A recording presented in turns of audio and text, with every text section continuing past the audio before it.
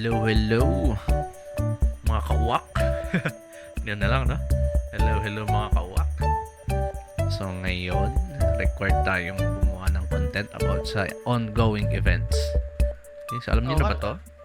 Alam ko ba hindi pwede? Hindi, ano daw, hindi naman kasi ongoing yung party dungeon, kung mag-ano na siya.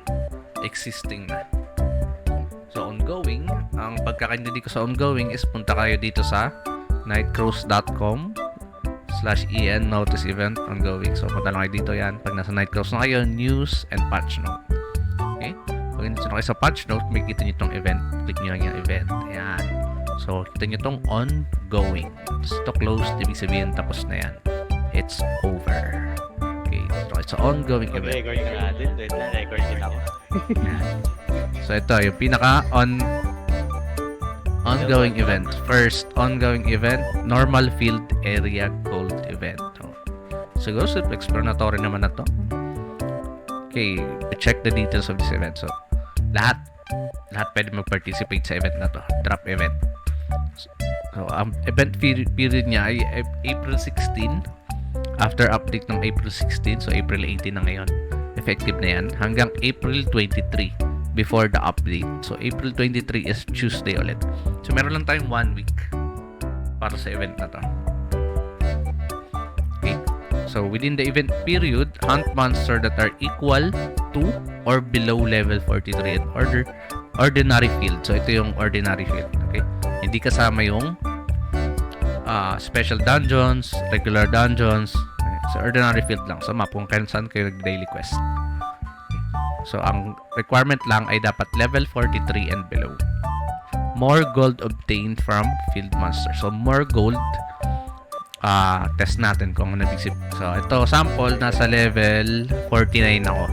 Tingnan natin yung gold sa level 49. Baka may joke time lang eh. Ayan. 382 yung gold.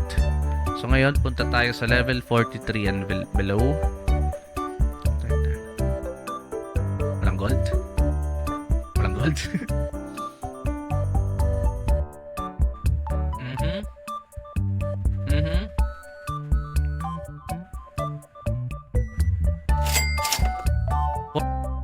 $414. Wow. Okay, so mas mataas ng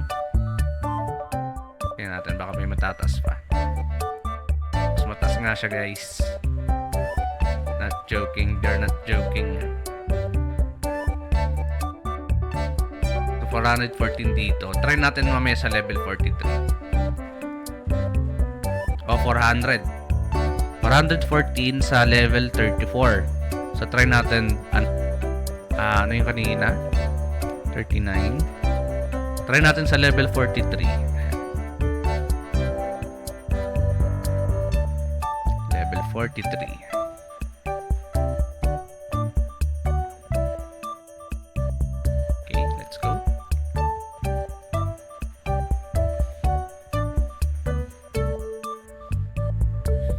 Mataas yung XP dito, not bad.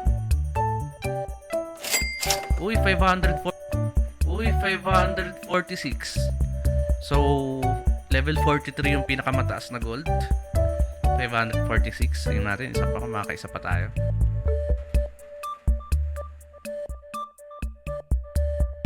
$490, not bad.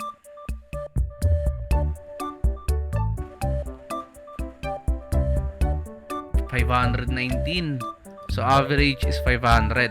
So try natin sa level 20 na map. 22. Kaya sa 22. So kung ako, sa level 43 na ako mag-AFK.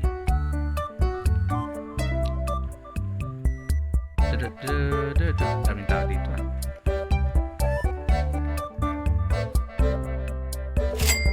200. Pero mas mabilis pa rin dito sa level 22. Tingin ko ayun kasi 1 hit mo lang siya. The best pa rin dito. Ang downside lang is walang XP. So ako, since nagpapa-XP ako, at the same time makapagpa-gold na rin, doon ako sa level 43. So kung ang goal mo is gold, level mas mababa yung level 1 hit, mas better, 270 agad.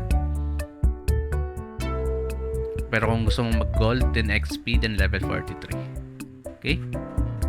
Yun lang. Salamat.